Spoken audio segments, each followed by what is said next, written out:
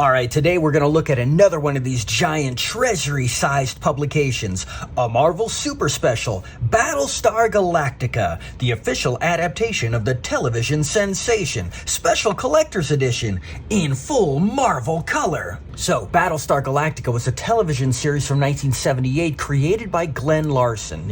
After this, he created Buck Rogers, a few years later, Knight Rider, bunch of shows. For Battlestar Galactica, he was inspired by the books of Eric Von Däniken, Chariots of the Gods. This came out in 1968, followed by Gods from Outer Space, The Gold of the Gods. I discovered these in the early 90s.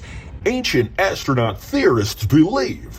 Anyways, so to create this show, he utilized a lot of people that worked on Star Wars, such as Ralph McQuarrie. As you can see, concept paintings, designing the look of the series, trying to get basically a Star Wars show on TV every week. A lot went into this. Very nice. Looks like The Empire Strikes Back before the movie. Beautiful. Ships. More ships. A lot of work went into this. Looking very cinematic. The helmet of the Cylon Centurion. Concept drawings for the Ovions. Atmospheric. And more cool stuff. And Glenn Larson also utilized the skills of Star Wars special effects maestro John Dykstra. Speaking of Star Wars, artist Frank Frazetta turned down George Lucas's offer to paint advertisements for Star Wars because he wouldn't be able to retain his original paintings, but he did get that deal with Glenn Larson and therefore made a few Galactica paintings that appeared in TV Guide. So we've got this painting here. Here's the preliminary watercolor sketch. You can see it here printed in Circus Magazine. Here's a reverse image of the left hand of the painting used in this promotional brochure.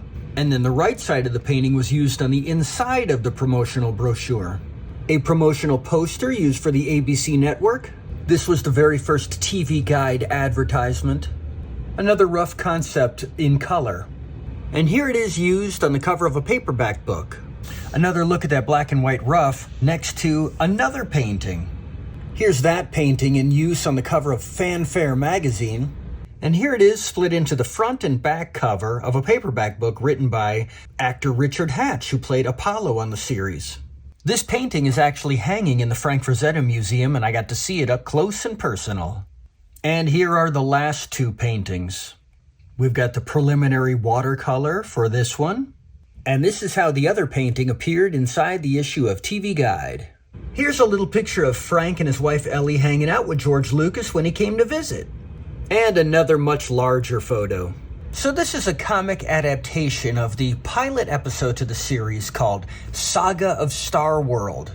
This was a 148-minute TV movie, but it was edited into a 125-minute theatrical film that played in Canadian theaters in July of 1978 to recoup the costs of the production.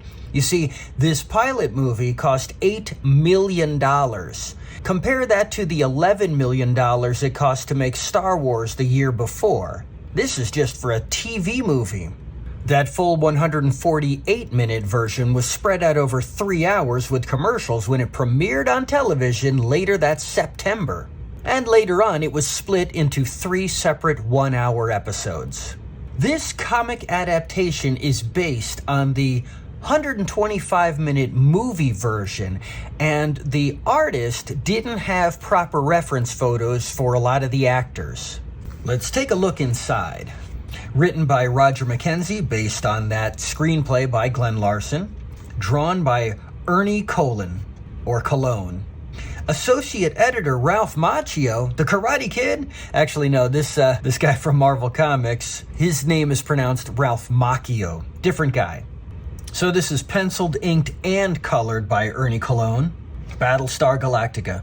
Thousands of years ago, colonies were established throughout the universe by a mother race from the far reaches of the universe, a race known as human. You see, the good guys are the humans, the bad guys are the Cylons. Some believe there may yet be brothers of man out there among the stars. We've got our hero Apollo in his starfighter. And back on board, one of the Battlestars is the president and his advisor, Baltar. As you can see, they have Baltar drawn as a bald man. Does not look like the actor. But this was later printed as a monthly Battlestar Galactica comic series, and this Treasury edition was split into 3 separate issues, just like the television movie was split into 3 separate episodes. And as you can see, it's been recolored by George Roussos. Not only that, it has been partially redrawn to match the actual film footage. They gave him hair. And here they are, the Cylons. Here's the Cylon ship. And here's Apollo's little brother, Zach, played by, I wish that I had Jesse's girl sensation, Rick Springfield. Right here, you creepy crawly creature. Yahoo! Got him! But for the monthly comic, this entire couple of pages has been redrawn. Right here, you creepy weirdo creatures. Similar, but different. And they've made sure to redraw Colonel Ty as the black man he is in the actual show. Redrawn and recolored. Here's an advertisement for the Battlestar Galactica toy line. Now, these ships had firing rocket mechanisms, and one of those little plastic rockets got lodged in the throat of a 4-year-old boy who choked and died, and that led to the rocket-firing Boba Fett figure having his rocket glued into the backpack. We've got this sequence here where Zach is killed by the Cylons. Check that out. I can't tell if Commander Adama lost an eyeball here. And we've got the introduction of Starbuck at the card table and Apollo arriving on the Battlestar Galactica. But the sequence has been redrawn, recolored, rewritten here. It doesn't even show the card game Starbuck was in, even though it's in the film footage. And of course, they've replaced Boomer. And they've made Apollo look like Apollo instead of making him look like Starbuck. Believe it or not, these are the same guy, drawn and colored by the same artist. And yet he didn't, I guess he was rushed. Here they fixed it up. Now it really does look like the same guy. A comparison of another redrawn page. They've got Apollo looking like Starbuck here. So they've made him look like Apollo. And you've got Boomer looking like Apollo. So now he looks like Boomer. Little bit different version of the president calling for Baltar as his Battlestar is blown up by the Cylons because he's been betrayed. Baltar is a double agent working for the Cylons. Now it looks like he started to get photos of the guy that played Boomer, but not of Apollo. So it's just all completely redrawn anyways. That looks like Elvis. Thank you very much. I'm not talking about you. I'm talking about somebody else. And here we've got the introduction of Jane Seymour's character, and as you can see, he didn't have to redraw it. It's just recolored because he clearly got photo reference for Boomer. There's Jane Seymour's character's son, Boxy. Okay, as you can see here, for some reason, they're renaming Muffet Muffy. Muffy. Maybe it's Muffet in the script and he says Muffy on screen. I can't remember. It's an interesting art style. I like it. This is one of the things I really like about the show, this kind of desolate, dark, lonely scenes. Your character against a black sky, usually wandering around by himself. Or in the quiet darkness of space by himself in the cockpit of his starfighter. So we've got another completely redrawn page. This better matches the actual footage, but artistically I think I like this better. It's been rewritten as well, and they spread it out over a second page. Some believe there may yet be brothers of man out there among the stars. And that's where the first issue ends. And in the Treasury, we have this cool pinup art. Interview with John Dykstra, more pinup art based on proper photo reference. Pretty cool. I think a lot of this is Lightbox traced. Then we've got a lot of articles by Tom Rogers all about the show. I think the show was kind of a halfway point between Star Wars and Logan's Run. Awesome pinup art by Dave Cockrum. More articles and artwork. Pinup art of Muffet the Daggett. Rolls right off the tongue. And we finish off our adaptation of the TV film. Starbuck, Boomer, and you, what of your arm? There are others in greater need than I. Feed her to the Daggets. So he's still got a bald Baltar, but check this out. Baltar is beheaded. Bloody sword. This is from the original 125-minute edit of that film that played in Canadian theaters. By the time it aired on American television, they refilmed this so that he would survive and continue on in every episode as the main antagonist. You can, of course, see this now deleted scene along with all the other deleted footage on the DVD box set. I kind of like this Treasury edition better than the comics, I think, because it doesn't feel like you're just reading screen grabs and dialogue straight from the TV show. It's got its own little spin, gives you a little something different. You know, I was wondering if he meant to have all of this area in black, but not only did he pencil and ink it, he's the guy that colored it, so it's an interesting choice. See, again, I like this stuff. On a dark moon, lonely travels in the tank. I want to retain that feel when I do my Biff Corbett book. This is where they go to that, alien cantina, the women with the 4 eyes and 2 mouths. It's pretty memorable. Reminds you of Star Wars. I love this show. Wish it lasted more than a year. And that ends the first telefilm, and later, 3rd episode. Here's the back cover, and the full painting. That second half was completely redrawn in its entirety over 2 other issues, so this would be episode 2 and episode 3. And now we've got Ernie Colon doing the lettering, and Bob Sharon doing the colors. Now Baltar looks like Baltar. Yeah, this really matches the show more accurately. It kind of makes me wonder, why even bother with an adaptation? Just watch the show. Oh, because of things like this. This isn't in the show. They've kind of expanded it because in a comic you can have an unlimited budget. Look at this. All right, I stand corrected. And the story continues. But you know what? I like the art in this as well. So now the editor's able to refer you back to issue 1. I don't remember Boomer holding a gun to the temple of this guy in the show. I have to rewatch it. I also don't remember the scene with this kind of comical fat guy at a big feast. I did just watch this last week. The rest of this I remember. Oh, I want a life-size poster of Christy and Jimmy McNichols. So as you can see here, they've brought Baltar before the Imperious leader, but even though they draw the sword, they spare him, just like they do in the TV show when they reshot the footage. Have a Hostess Twinkie, criminal, and hang there till the police get you. Fill the cockpit with your cigar smoke. Filger Carb. That's that one. And the final issue. Now you got Novak on letters and Severin on colors. They don't get first names. This was the artist in his pink period. Carillon Alderaan. By your command, Imperious Leader. Fill the bus with your cigar smoke. They took the console and put it over the other art. It kind of looks like they're playing a board game. I want some fruit stripe gum and its flavor that lasts 19 seconds. A bag full of cubits. Frack. You're going from the lush cantina right onto the desolation and attack of the aliens. Very cool. It's a missing staple from my comic. Is that Cylon wearing a wig? Starbucks got himself a geisha and a grandma and a page boy haircut. And here's the comic version of the 4-eyed, 2-mouthed singing ladies. Looked better in the Treasury. Uh-oh, Cylon's coming to get the boy. Zrak! Run, Boxy! Have some Hostess fruit pies, criminals, and wait here for the cops to arrive.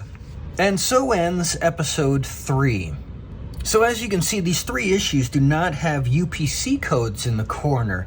This is because these were distributed, direct market, but not to comic book stores. Those weren't really around yet.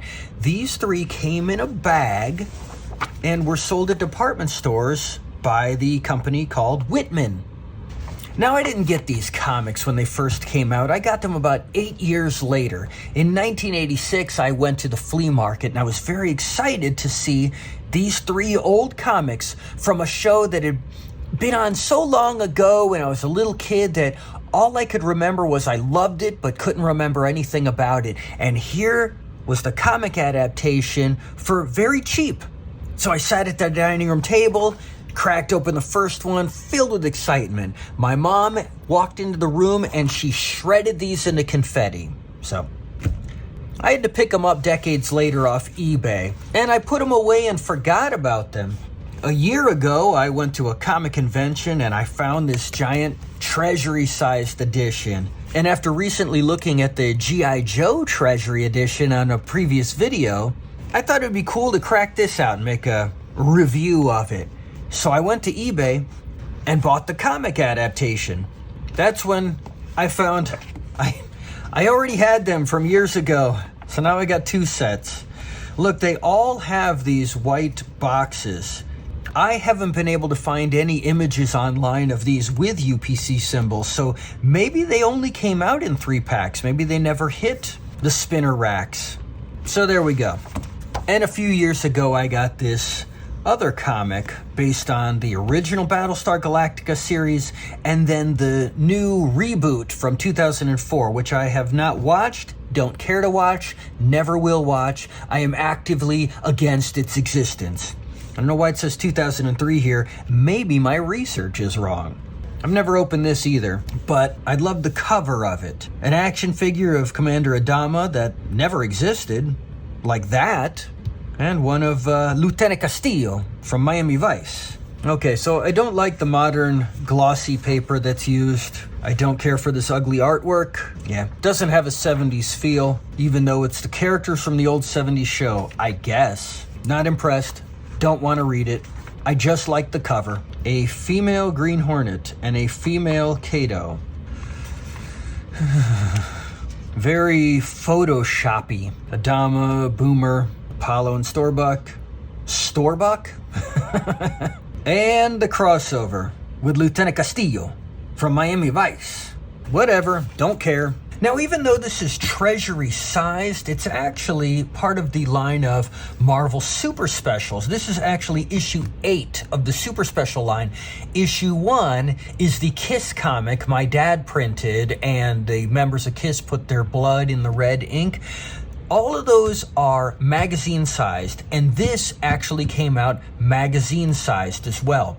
This is a additional printing of it at this large tabloid sized, which is 10 inches by 14 inches, the treasury sized. I watched a video on YouTube of somebody that has the magazine sized version, and it is these original colors used, not the recolors, because it was the first publication, but it's on a glossy magazine stock. Not like the glossy paper from the new Battlestar Galactica comic I just showed you and didn't like. It's an old magazine style of page, and these colors pop. I love it. I love it so much. Do not be surprised if I track down and just buy one of those magazine versions just to add to my collection. I love the look of it so much. It rivals everything. But as for the monthly comic series, issues 4 and 5 adapted episodes 4 and 5 of the show, which were originally paired together as a second TV movie. And after that, Marvel did not have the rights to adapt any more of the series, so the rest of the issues are all original stories, and it ran till issue 23. Now, unlike the television series, the comic series had an ending story arc. Now, the comic series was actually coming out after the TV series had aired, and the newer reboot series, Galactica 1980, was on television. But the comic series does not reference that show either. It's just its own storyline. Hey, check it out, a little variation. This part up here isn't colored blue, and the whole thing is shifted down. You can see more of his tongue here, and more of the art above this heading here. I've met actor Richard Hatch that played Captain Apollo, Dirk Benedict that played Starbuck, Herb Jefferson Jr. that played Lieutenant Boomer, and Lockhart that played Lieutenant Sheba. Noah Hathaway that played Boxy. This is from another time when I met him again and got a signed picture of him as Atreyu in The Never-Ending Story. and actor Kent McCord, who played the grown-up Boxy in Galactica 1980, where he went by the name Captain Troy. Until next time, maybe this will be my thumbnail.